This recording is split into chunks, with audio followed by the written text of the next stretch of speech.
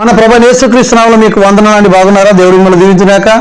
ఈ వీడియో మొదటి నుండి చివరి వరకు చూడండి. ఈ వీడియో మీకు నచ్చినట్లయితే షేర్ చేయండి, లైక్ చేయండి, మీ ప్రార్థన విన్నపాలు కామెంట్ ద్వారా తెలియపరచండి. ప్రియమిత్రులారా, ఈరోజు వాక్య అంశం ఏంటంటే మందిరంలోనికి చెప్పులు వేసుకుని పోవచ్చా? ఎందుకు మందిరంలోనికి చెప్పులు వేసుకుని పోవచ్చా అన్న ఒక మాట నేను తీసుకున్నానంటే, ఈ మధ్యలో ఒక మందిర ప్రతిష్టకు వెళ్ళాను. ఆ మందిరంలోనికి ఆ మందిరానికి సహాయం చేసిన యొక్క వ్యక్తి 4000 మందిరాలకు సహాయం చేశాడంట. 4000 మందిరాల దగ్గర కూడా ఇదే బోధ చేశాడు అతను. అయితే ఏమని బోధ చేస్తున్నాడు అతనంటే, తాను షూ వేసుకొని మందిరంలోకి వెళ్ళాడు. కొత్త ప్రతిష్టత చేయబడుతున్న మందిరంలోనికి షూ వేసుకుని అక్కడికి వెళ్ళేసి ఏ బోధ చేస్తున్నాడు అంటే, మందిరంలోనికి షూ వేసుకుని పోవడం తప్పు కాదు అని బోధిస్తున్నాడు. మందిరంలోనికి షూ వేసుకుని పోవడం తప్పు కాదు అని బోధిస్తున్నాడు. ఎందుకు అంటే హృదయం సాపు ఉండాలి. హృదయంలో దేవుని మందిరం కదా, ఆ హృదయం అనే మందిరము కరెక్ట్ ఉండాలి, పరిశుద్ధంగా ఉంచాలి. ఈ మందిరం ఎట్లా ఉంచినా మంచిదే అని మాట్లాడుతున్నాడు. ఒక విషయాన్ని మనం అర్థం చేసుకున్నట్టయితే, మందిరంలోనికి చెప్పులు వేసుకుని పోవడం సరి అయిందేనా కాదా? వాక్యం ఏం చెప్తుంది? కొన్ని విషయాలు ఇక్కడ మనం అర్థం చేసుకుందాం. మందిరంలోకి చెప్పులు వేసుకుని పోవాలని కొద్దిమంది, వేసుకొని పోవడం తప్పు అని కొద్దిమంది, అలాగని కొంతమంది ఏం జరుగుద్దో వేసుకుని పోవడమా వేసుకుపోకపోవడం కరెక్టా అర్థం కాక కొద్దిమంది ఇలాగా ఉన్నారు. వీళ్ళందరికీ సరి అనే ఒక వాక్యం బైబిల్ ఏం చెప్తుంది? ఆ వాక్యము ఏం నేర్పిస్తుంది మనకు? ఒక క్రైస్తవుడు దేన్ని బట్టి ముందుకు వెళ్ళాలంటే వాక్యాన్ని బట్టి ముందుకు వెళ్ళాలి. ఆ వాక్యము ఏం చెబుతుంది ఇక్కడ మనం అర్థం చేసుకుందాం. ప్రియ మిత్రులారా, నిర్గమకాండం 3వ అధ్యాయం 5వ వచనంలో చూస్తే, మోషే గారు హోరేబు కొండ దగ్గరికి వెళ్ళినప్పుడు ఆ పొద మధ్య మండుతుంది. అక్కడ దేవుని యొక్క స్వరం అతనికి వినబడ్డది. ఏమని వినబడుతుందంటే, ఇదిగో నువ్వు నిలబడిన యొక్క స్థలం పరిశుద్ధమైన యొక్క స్థలం, నీ చెప్పులు విడువు అని చెప్పి అక్కడ ఒక స్వరం కనబడుతుంది. ప్రియమైన మిత్రులారా, ఒక విషయం గమనించండి. చెప్పులు విడువు అన్నాడు. ఎందుకు చెప్పులు విడుమన్నాడు? ఆ స్థలం పరిశుద్ధమైనది అన్నాడు. ఎందుకు పరిశుద్ధమైనది? అక్కడ దేవుని యొక్క స్వరం వినబడుతుంది కాబట్టి పరిశుద్ధమైనది. దేవుని స్వరం అంటే ఏంటిదండి? దేవుని యొక్క వాక్యం అంటే. దేవుని వాక్యము బయటికి వచ్చే ఒక చోటు. ఇక్కడ ఈ మందిరంలో కూడా ఏం బయటకు వస్తుంది అంటే దేవుని వాక్యం, దేవుని స్వరం బయటకు వస్తుంది. స్వరం దేవుని యొక్క మాట. దేవుని మాట అంటే ఏంటండి? వాక్యం. వాక్యం ఎక్కడికి వెళ్ళి బయటకు వస్తుందండి? దేవుని మందిరంలోకి వెళ్ళి. చాలా మంది ఏమని ప్రశ్నిస్తారంటే, భౌతికమైన దానిలో దేవుడు ఉంటాడా, దాంట్లో దేవుడు ఉండడు అని. కానీ ఎక్కడికి వెళ్ళి బయటకు వస్తుంది ఆ యొక్క స్వరము అంటే, భౌతిక సంబంధమైన యొక్క మందిరంలో నుండే బయటికి వస్తుంది. ఇక్కడ భౌతిక సంబంధమైన యొక్క మందిరంలో చెప్పులు వేసుకోవచ్చు అన్నారు. ఇక్కడ మోషే గారి ద్వారా కూడా అక్కడ దేవుని స్వరము ఎక్కడికి వెళ్తుందో ఆ యొక్క స్థలం పరిశుద్ధమైనది. ఆ స్థలంలో చెప్పులు ఉండకూడదు అని మాట్లాడుతున్నాడు. ఓకే, చెప్పులు వేసుకొని వెళ్ళొచ్చు అని చెప్పుతున్న యొక్క వ్యక్తులు ఉన్నారండి, చాలా మేధావులు. ఆ చెప్పులు వేసుకొని వెళ్ళొచ్చు అనుకుంటున్న యొక్క వ్యక్తి వేసుకొని వెళ్ళొచ్చు అని ఎక్కడ బైబిల్లో ఉంది? ఎక్కడ రెఫరెన్స్ ఉంది? ఏమి లేనప్పుడు చెప్పులు వేసుకొని వెళ్ళాలనే ప్రసంగం ఎలా చేస్తారు? ఒక్కసారి ఆలోచన చేయండి. చెప్పులు వేసుకొని వెళ్ళినంత మాత్రాన అక్కడ తప్ప? మందిరం భ్రష్టపడిపోతుందా? అపవిత్రమైపోతుందా? చెప్పులు వేసుకొని వెళ్ళిన మందిరము శుద్ధీకరణ చేయాలా? మళ్ళా అదేం కాదండి. చెప్పులు వేసుకొని పోవడము అక్కడ కరెక్ట్ కాదని ఎందుకు చెప్తున్నానంటే, మనం చెప్పులు వేసుకొని మందిరానికి వెళ్ళినప్పుడు ఒక్కొక్క చర్చిలో 100 కొద్ది మంది యొక్క మందిరంలోకి వస్తారు. వాళ్ళందరూ కూడా ఎక్కడెక్కడో తొక్కేసి ఆ చర్చిలోకి వస్తారు. ఆ చర్చి ఏమైపోతుంది? అంతా గలీజ్ అయిపోతుంది. అంటే ఈ యొక్క భౌతిక సంబంధమైన శుద్ధి అక్కడ కరువైపోతుంది. ఆ స్థలం అనేది బాగుండకుండా పోతుంది. కాబట్టి చెప్పులు వేసుకొని పోవడం తప్పు అని అంటున్నాం. ఇప్పుడు చెప్పులు వేసుకొని పోవచ్చు అంటే చాలా మంది అలాగనే లోపలికి వెళ్ళిపోతారు. చెప్పులు వేసుకొని పోవడం వల్ల ఏం నష్టం జరుగుతుంది మనకి అని అంటే, ప్రియమైన మిత్రులారా, చెప్పులు వేసుకొని పోవడం వల్ల ఈ సమాజం ఏం గుర్తిస్తుందంటే, వాళ్ళ దేవుడు పరిశుద్ధుడు కాదు అని గుర్తిస్తుంది. ఎందుకు అంటే, ఈ జనం చూసేది ఏది అంటే 10 రూపాయలు ఈ జనం లెక్కిస్తారు. ఈ జనం మనసులో దేవునికి విలువ ఇవ్వాలి అన్నట్లయితే అక్కడ ఎట్లాగా నీటిగా ఉన్నదో దాన్ని బట్టే విలువని ఇస్తారు. దాన్ని బట్టి దేవునికి కూడా విలువ ఇస్తారు. దాన్ని బట్టి ఇచ్చే విలువ సరైనదా కాదా అంటే, ప్రియమైన మిత్రులారా, ఒక వ్యక్తి దేన్ని బట్టి భయపడుతున్నాడో, మంచికో చెడుకో, కానీ అక్కడ దేవుడి మీద భయం ఉన్నది, అది చాలా గొప్ప విషయం. చాలా వ్యక్తులు ఏమనుకుంటున్నారంటే, మందిరంలోనికి చెప్పులు వేసుకుని పోయినంత మాత్రాన తప్పేంది అని. ఇంకొక విషయం గమనించండి, అలా చాలా మంది ఎట్లాగా ఉంటారు అంటే ఆ మందిరంలోకి చెప్పులు వేసుకుపోతే భ్రష్ట పడిపోయినట్టుగా ఆలోచించే వాళ్ళు కూడా చాలా మంది ఉన్నారు. ఒకరోజు నేను ఒక మందిరంలోనికి మీటింగ్ పాంప్లెట్ పట్టుకుని వెళ్ళాను. అక్కడికి వెళ్ళేవారికి అక్కడ ఒక తెల్ల బట్టలు వేసుకున్న అమ్మ ఉంది. ఆమె బోధకురాలంట. ఆమె బోధిస్తూ ఆమె చెబుతుంది, మందిరంలోకి రాకమని చెప్పేసి బయటికి అడుగు పెట్టనియలే. ఎందుకు అడుగు పెట్టనియలేదు అని నేను చూసేవారికి, నేను తెల్ల బట్టలు వేసుకుని వెళ్ళలేదు, వాళ్ళంతా తెల్ల బట్టలు వేసుకునే యొక్క భక్తులు. ఈ తెల్ల బట్టలు వేసుకునే యొక్క భక్తులు ఒక పాస్టర్ను మందిరంలోనికి రానియడం లేదు. ప్రియ మిత్రులారా, ఆ మందిరంలోనికి తెల్ల బట్టలు వేసుకునే యొక్క వ్యక్తి అయితేనే పోవాలి అన్నది అది సరి అయినది కాదు. బట్టలు ఆ వ్యక్తిని భ్రష్టు పట్టియదు. బట్టలు వేసుకుని లోపలికి అయినంత మాత్రం అది పవిత్రం కాదు. ప్రియమిత్రులారా, ఇక్కడ చాలా మంది వాక్యం తెలియకుండా వారు ఏదో మనుషులను మభ్యపెట్టడానికి ప్రయత్నం చేసే వాళ్ళు కూడా చాలా మంది ఉన్నారు. ఒక మందిరం కాడ ఆ మందిరానికి చెప్పులు దాదాపు ఎంత దూరం విడిచి అక్కడికి పోవాలన్నారు. అంటే దాన్ని బట్టి కూడా అక్కడ ఎక్కడో విడిచిపెట్టి ఎక్కడికి కౌటి కాలుతో పోవడం అది సరైనవి కాదు. అలా చాలా మంది అనుకునే వాళ్ళు కూడా ఉన్నారు. అది వాక్యాన్ని అది సరైనది కాదు. అయితే ఇక్కడ మనం ఒక విషయాన్ని మనం అర్థం చేసుకోవాలి ప్రియ మిత్రులారా. మరి మందిరంలోనికి చెప్పులు వేసుకుని పోవడము సరి అయిందా అంటే అది సరి అయింది కాదు అని మనం చెప్పచ్చు. ఎందుకు చెప్పచ్చు? మన సొంత ఇష్టమా? బైబిల్ ఏం చెబుతుంది? నిర్గమకాండం 3వ అధ్యాయము 5వ వచనం ఇక్కడ మోషే మరి మాట్లాడుతున్న ఒక మాట, మోషేతో దేవుడు మాట్లాడుతున్న ఒక మాట. మోషే గారు ఓరేబు కొండ దగ్గరికి వెళ్ళినప్పుడు ఆ ఓరేబు కొండ దగ్గర ఏం జరిగింది ఇక్కడ అంటే, దేవుడు అన్నాడు ఇది పరిశుద్ధమైన స్థలము అన్నాడు. ఈ పరిశుద్ధమైన స్థలములో మరి అడుగు పెట్టకూడదు అని మాట్లాడిండు. అప్పుడు దేవుడు పరిశుద్ధ స్థలం ఎట్లా పరిశుద్ధ స్థలం అయిపోయింది అంటే, అక్కడ దేవుని యొక్క మాట బయలుదేరే స్థలం అది. దేవుని యొక్క స్వరం బయటికి వెళ్ళేక ఆ యొక్క స్థలం అది. అందుకొరకే దేవుని యొక్క మాట బయటికి వెళ్ళే స్థలం కాబట్టి పరిశుద్ధమైన స్థలము అన్నాం. ఇప్పుడు ఈ యొక్క ప్రార్థన మందిరాలు ఉన్నాయండి. ప్రార్థన మందిరంలో నుండి ఏమి బయటికి వెళ్తాది అంటే దేవుని యొక్క వాక్యము బయటికి వెళ్తాది. దేవుని యొక్క వాక్యం బయటికి వెళ్ళే స్థలం కాబట్టి అది పరిశుద్ధ స్థలంగా, అనగా మనము పరిశుద్ధమైనది అక్కడికి వెళ్ళేది కాబట్టి కొంచెం పరిశుద్ధంగా ఉంచుకోవడం తప్పేమి కాదు.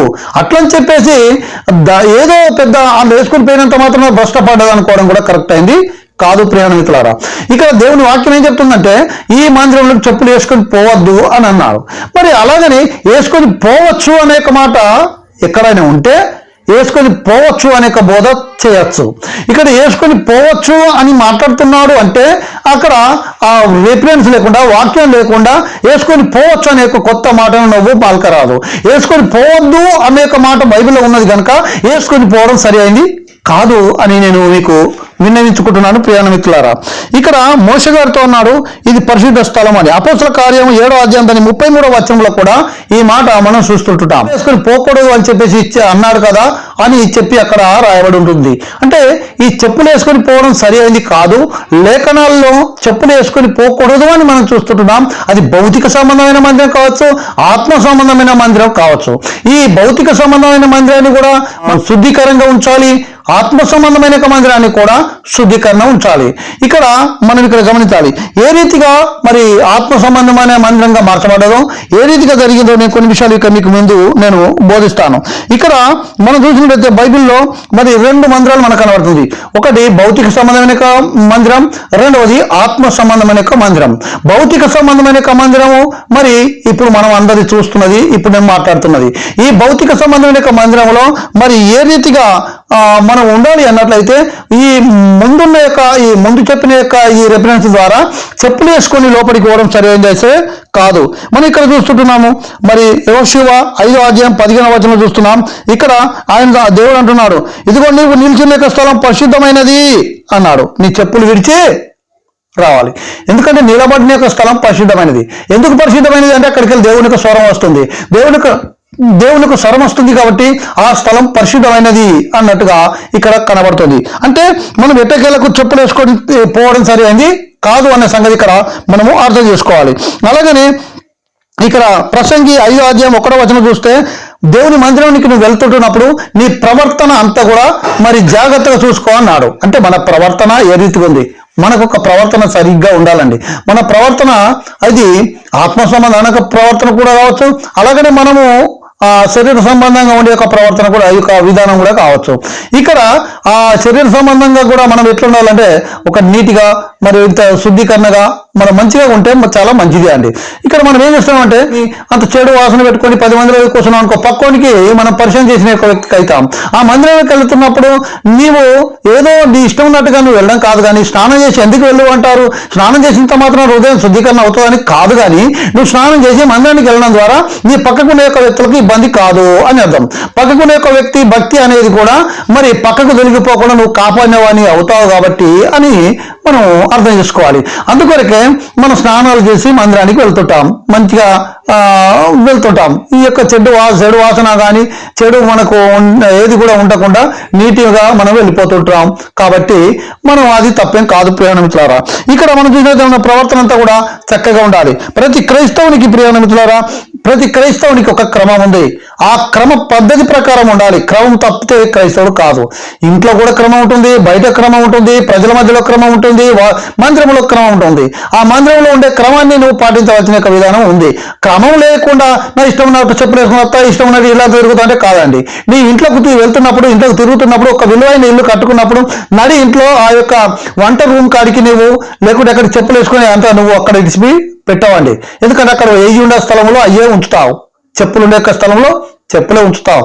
అలాగనే ప్రియమిత్రులారా, దేవుని యొక్క వాక్యం వచ్చే యొక్క వంట రూమ్, ఈ దేవుని యొక్క వాక్యం వచ్చే స్థలంలో నువ్వు ఏ రీతిగా చెప్పులు వేసుకుని పోవడం సరైనది అనుకుంటున్నావు?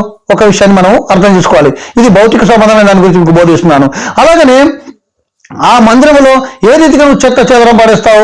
చెత్త మందిరంలోకి వెళ్ళేసి కొంచెం తినుబండారాలు కూడా అక్కడ తినేస్తుంటారు, ఏం దొరుకుతాయి అక్కడ వారేస్తుంటారు మందిరంలో. అది సరి అది కాదు అని చెప్పేసి మీకు విన్నవించుకుంటున్నాను. అది మనం దానికి ఆ మందిరాన్ని మనము కాపాడవలసిన బాధ్యత ఈరోజు మనకు ఉంటుంది. ఓకే అండి, మరి మందిరంలోకి చెప్పులు వేసుకుని పోవాలని చెప్పి నువ్వు వాదన చేస్తున్నావు కదా.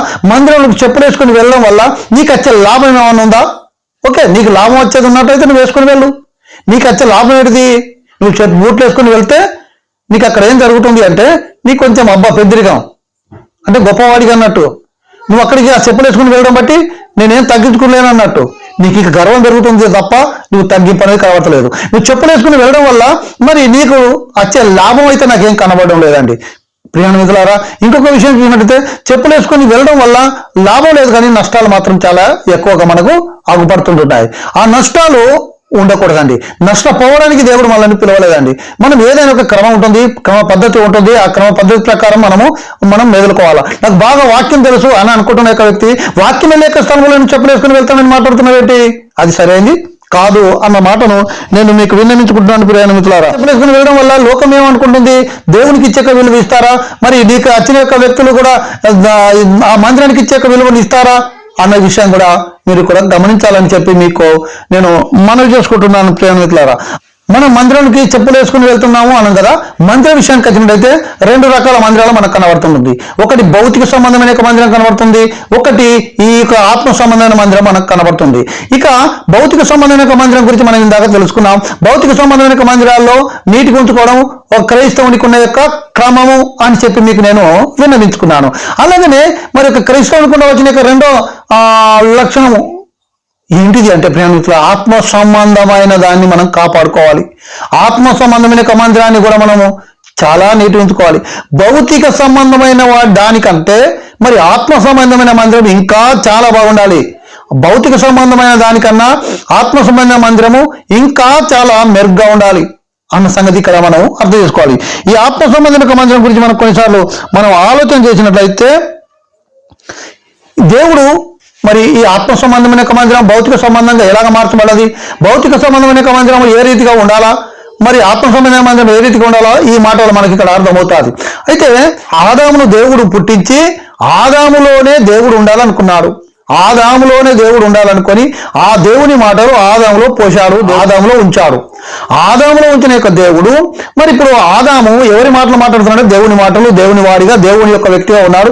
దేవుని మాటలు ఆదాములో ఉన్నందున దేవుని యొక్క వ్యక్తిగా ఉండిపోయాడు, దేవుని సంబంధిగా ఉండిపోయాడు, దేవుని సంబంధమైన మందిరంగా ఆదాము ఉండిపోయాడు.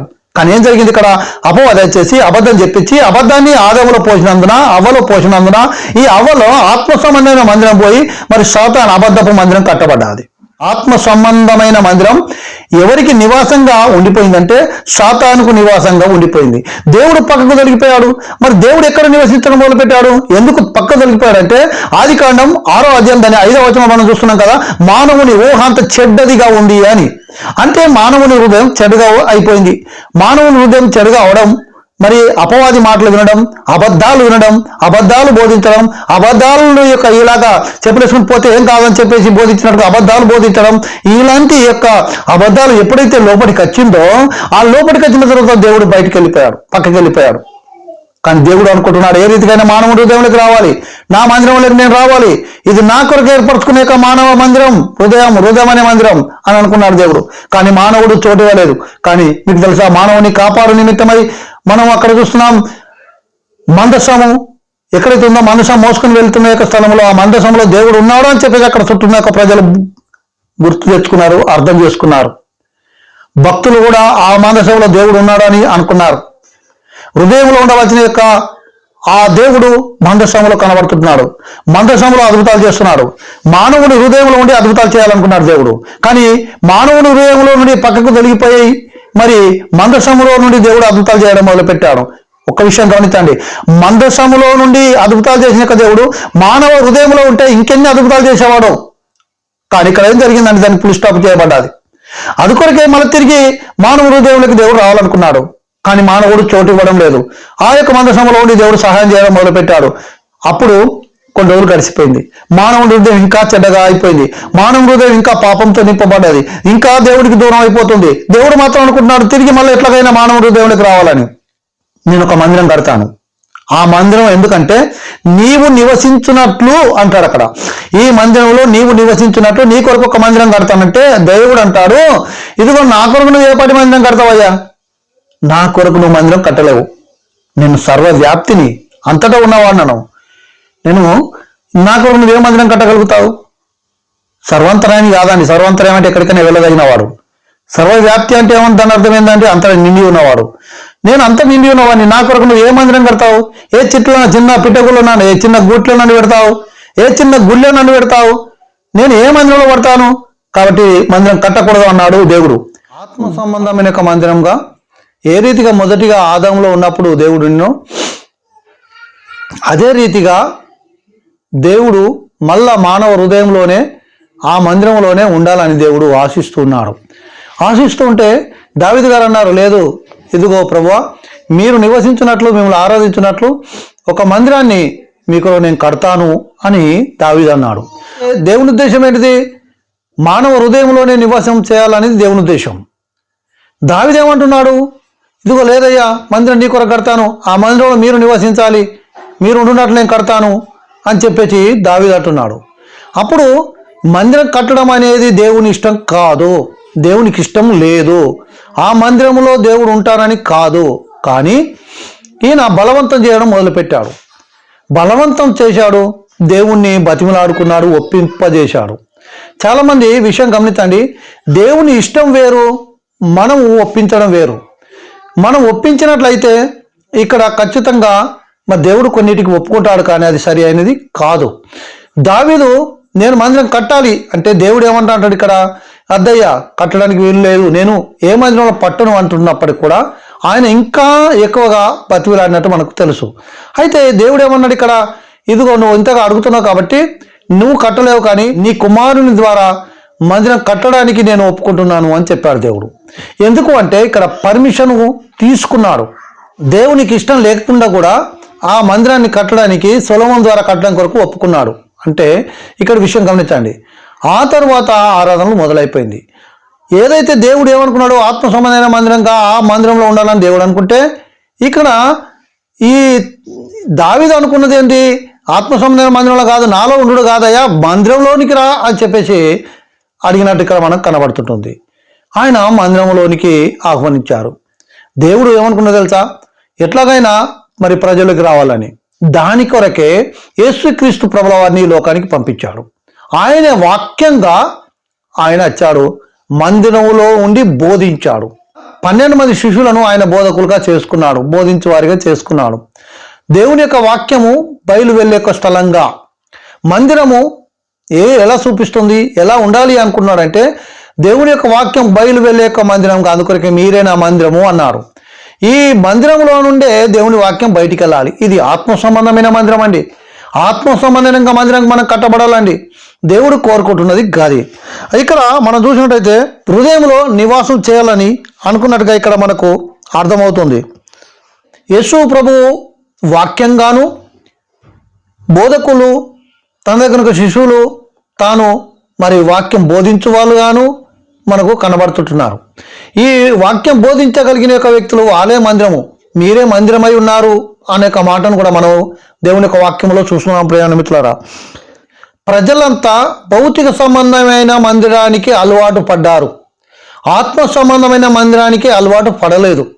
ఆత్మ సంబంధమైన యొక్క మందిరం గురించి, ఆత్మ సంబంధమైన యొక్క మాటలు బోధించినప్పుడు ఎవరు కూడా క్రీస్తు మాటలను కానీ, శిష్యుడు చెప్పే యొక్క మాటలు కానీ ఎవరు లక్ష్య పెట్టలేదు, వినలేదు. ఎందుకంటే ఆత్మ సంబంధమైన మందిరంగా ఉండాలని చెప్పేసి ఆయన ఎన్నో మార్లు బోధించాడు కూడా. దేవుని యొక్క వాక్యాన్ని మనం ఇక్కడ చూసినట్లయితే 1 కొరింథీ 3:16 చూస్తే అక్కడ మీరు నా ఆలయమై ఉన్నారు, నా మందిరమై ఉన్నారు అని మాట్లాడుతుంటాడు. అనగా ఎవరండి? మనమే దేవుని యొక్క మందిరము అన్న సంగతి. ఆ మందిరాన్ని పాడు చేయకూడదని, మన హృదయం అనేక మందిరాన్ని పాడు చేయకుండా, అపవిత్రమైనది ఉండకుండా మరి పవిత్రంగా ఉంచాలన్నది అక్కడ కోరాడు. ఇది ఆత్మ సంబంధమైన మందిరం అండి. ఆత్మ సంబంధమైన మందిరములో అపవిత్రత ఉండద్దు, ఆత్మ సంబంధమైన మందిరంలో పాపం ఉండద్దు, ఆత్మ సంబంధమైన మందిరంలో మరి ఇలాంటి చెడు ఏది ఉండద్దు అన్న ఉద్దేశం కొద్దీ ఆయన ఆత్మ సంబంధమైన మందిరం గురించి ఆయన బోధిస్తున్నాడు. ఆ మందిరంలో నుండి బోధ బయటికి రావాలా. మీరే ఆలయమై ఉన్నాడు అని రాయబడింది. 1 కొరింథీ 6:19 చూస్తే పరిశుద్ధాత్మకు మీరు ఆలయమై ఉన్నారు అని మాట్లాడుతుంటాడు. అక్కడ మీరు దేవుని ఆలయమై ఉన్నాడు అని మాట్లాడాడు. అలాగనే చూస్తే మీరు పరిశుద్ధాత్మకి ఆలయమై ఉన్నారు అని మాట్లాడుతున్నారు.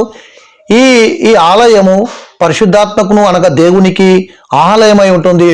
ఆత్మ సంబంధమైన యొక్క ఈ హృదయం, ఈ మందిరం, ఈ హృదయం అనేది దేవునికి పరిశుద్ధాత్మకి మందిరంగా ఇక్కడ మనకు అగ్గపడుతుంది. అలాగనే 2 కొరింథీ 6:16 మనం చూసినట్టయితే ఇక్కడ మీరు ఆలయమై ఉన్నారు అనే యొక్క మాటను కూడా ఇక్కడ మనం చూస్తున్నాం. ప్రియ మిత్రులారా, మీరు ఆలయం అంటే దాని అర్థమైంది మీ హృదయం.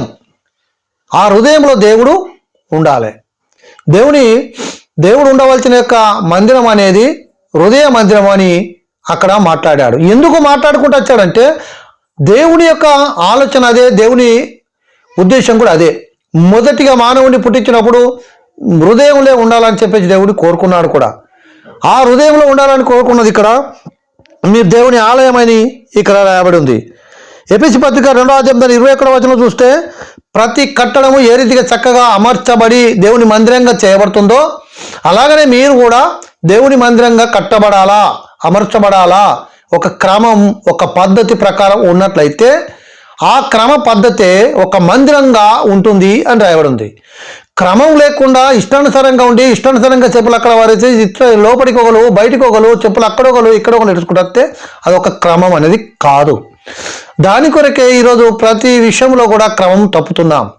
మానవునికి కొన్ని క్రమాలు ఉన్నాయి. ప్రియ మిత్రులారా, ఇక్కడ చూసినట్లయితే ప్రతి క్రమ పద్ధతి ప్రకారము మరి కట్టబడాలి. మన హృదయం కూడా అంతే, కొంచెం కొంచెం కొంచెం కొంచెం చెడు తీసేసుకుంటూ దేవుని మందిరంగా కట్టబడాలా. మన హృదయంలోనే దేవుడు ఉండేటట్లు చేయాలా. ఈ భౌతిక సంబంధమైన మందిరానికన్నా ఆత్మ సంబంధమైన మందిరం చాలా ప్రాముఖ్యమైనదని ఇక్కడ తెలియపరుస్తున్నాడు. ప్రియ మిత్రులారా, పేతురు 2:5 మనం చూసినట్లయితే సజీవమైన మందిరము మీరే అన్నాడు. అంటే సజీవమైన మందిరంగా ఉండాలా. ఇలా కూలిపోయి రేపుండే ఈ మందిరాలు కాదు. ఈ మందిరం కొరకు చాలా మంది ప్రపణ పడుతున్నారు. ఈ మందిరమే చాలా ప్రాముఖ్యం అనుకుంటున్నారు. ఆ మందిరాలను చూసి మురిసిపోతుంటున్నారు. ఆ మందిరానికి రాతి మీద రాయి ఉన్న దినాలు వస్తాయి. కానీ ఈ మందిరాన్ని ఏ మందిరంగా ఉండాలనుకుంటున్నాడంటే సజీవమైన మందిరంగా మనం ఉండాలి, మన హృదయం ఉండాలని కోరుకుంటున్నాడు. సజీవమైన మందిరంగా మనం ఉండాలి అన్నట్లయితే మన హృదయంలో కుళ్ళు, కుతంత్రము, కుట్రలు, పగలు, ఈర్షలు, ఇలాంటి పాపము ఏది కూడా మనలో ఉండకుండా ఒక ఆత్మ సంబంధమైన మందిరంగా మనం కట్టబడాలి. దినదినము ఎలా కట్టబడుతుంటాం అంటే ఈ భౌతిక సంబంధమైన మందిరంలో మనము ఆత్మ సంబంధమైన మందిరం కట్టబడడం కొరకు మరి నేర్చుకుంటున్నాం. భౌతిక సంబంధమైన మందిరంలో మనం ఉండి ఆత్మ సంబంధమైన మందిరంగా మనం మార్చబడాల. అదే దేవుడు కోరుకుంటున్నది ప్రియమైన మిత్రులారా. అలాగనే 1 కొరింథీ 6:16 చూస్తే వేశ్యతో కలిస్తే మరి వేశ్యలాగా మారిపోతుంది అన్నారు. అంటే దాని అర్థం ఏంటండి? ఒక అపవిత్రమైన దాంతో మనం ఉంటే, అపవిత్రమైనది మన దగ్గర ఉంటే అంత అపవిత్రంగా మారిపోతుంది. చెడు మన చుట్టూ ఉన్నట్లయితే చెడులోకి మారిపోతుంది. మనం పవిత్రత కాపాడుకోకుండా, పవిత్రత లేకుండా మన ఇల్లు ఉంచుకున్నట్లయితే అలాగనే మన హృదయం కూడా పవిత్రత లేనిదిగానే మారిపోతుంది. ఏదైతే మన ఇల్లు నీటిగా ఉంచుకోవాలనుకునే ఒక మనసు మనకుంటే మన హృదయాన్ని కూడా మంచిగా ఉంచుకోవాలని కోరుకుంటాం. ఎందుకంటే మన హృదయము, మన ఆలోచన అంతా ఏం చెప్తుందో, మనం చూస్తున్న దాన్ని ప్రకారము మన హృదయం కూడా దాన్ని ఒప్పుకుంటుంది ప్రియమైన మిత్రులారా. ఏదైతే మనం ఒకవేళ చెత్తలో ఉండడం ఇష్టపడుతున్నామంటే మన హృదయం కూడా మరి చెత్తలో ఉండడమే కోరుకుంటుంది అని మనం గమనించాలి. అందుకొరకే మనము ఆత్మ సంబంధమైన మందిరంగా కట్టబడాల. అది దేవుడు కోరుకుంటున్నది. ఆదికాండం 6:5 చూసాం కదా, మానవుని ఊహ ఎప్పుడు కూడా చెడ్డదిగా ఉంటుంది. ఈ చెడ్డ ఊహ, చెడ్డ ఆలోచన, చెడ్డ తలంపులు మనిషిలోని తొలగిపోయి ఆత్మ సంబంధమైన మందిరంగా మనము కట్టబడాల. ఇక్కడ మనము కొన్ని విషయాలు మనం తెలుసుకున్నాం. ఆత్మ సంబంధమైన అనగా భౌతిక సంబంధమైన మందిరంలో చెప్పులు వేసుకొని రావడం సరి అది కాదు అని మనకు రిఫరెన్స్ కనబడ్డాది. అలాగని చెప్పేసి ఆత్మ సంబంధమైన మందిరంగా కట్టబడకూడదు అని కాదు. భౌతిక సంబంధమైన మందిరంలో ఎంతైతే మంచిగా ఉంచుకుంటున్నామో ఆత్మ సంబంధమైన మందిరాన్ని అంతకన్నా ఎక్కువగా మంచిగా ఉంచుకోవాలా, పవిత్రతంగా ఉంచుకోవాలా. అది రెండు మనకు అవసరమై ఉంటుంది. అయితే చాలామంది ఏమనుకుంటున్నారంటే అది లేకుంటే ఇది ఉండాలి అని, అది లేకుంటే ఇది ఉండజాలదు అండి. ఎప్పుడైతే భౌతిక సంబంధంగా మనం మంచిగా ప్రజల మధ్యలో మనం కనబడుతున్నామో, మంచిగా ఉంటున్నామో, ఆత్మ సంబంధమైన మందిరంగా మనం ఉండడానికి కూడా మన మనసు ఒప్పుకుంటుంది. అలాగనే మన మనసుకి, మన చూపుకి కొంచెం సంబంధం కనబడుతుంటుంది. మనం ఏదైతే చేస్తున్నామో దాన్నే మన హృదయం ఆలోచన చేస్తుంది. ఒకవేళ మనం చెత్తలో ఉండడానికి మనం ఇష్టపడ్డట్టయితే మన హృదయం చెత్తగానే ఆలోచన చేస్తుంది. అందుకొరకే భౌతిక సంబంధమైన మందిరంలోనికి చెప్పులు వేసుకుని పోవడం సరి అయింది కాదు. మందిరంలోకి చెప్పులు వేసుకుని పోయినంత మాత్రాన మందిరం అపవిత్రం కాదు. మందిరాన్ని శుద్ధీకరించవలసిన అవసరం లేదు. మందిరము కేవలం మనం ప్రార్థించుకోవడానికి, ఆ మందిరంలో దేవుని యొక్క వాక్యాన్ని మనము ప్రజలకు బోధించడం కొరకు కూడా. ఈ విషయాన్ని మనము మర్చిపోవద్దు. దేవుని వాక్యము బోధిస్తున్నాం అంటే దాని అర్థమైంది. దేవుని వాక్యం అంటే ఏంటిదండి? యోహాను సువార్త 1:1 ప్రకారం ఆ వాక్యమే దేవుడై ఉన్నాడు. ఆ వాక్యము మందిరంలోకి వెళ్ళి వెళ్తుంది అంటే ఆ మందిరం కూడా మంచిగానే ఉంచుకోవాలి అన్న సంగతి ఇక్కడ మనం అర్థం చేసుకోవాలి ప్రియమైన మిత్రులారా. చెప్పులు వేసుకొని మందిరానికి వచ్చినంత మాత్రాన మన హృదయం శుద్ధి కాదు. చెప్పులు వేసుకొని మందిరానికి వస్తే శుద్ధి అయినట్లయితే వేసుకొని పోవచ్చు. ఇప్పుడు చెప్పండి, చెప్పులు వేసుకొని మందిరానికి వెళ్తే హృదయం శుద్ధి అవుతుందా? కావడం లేదు.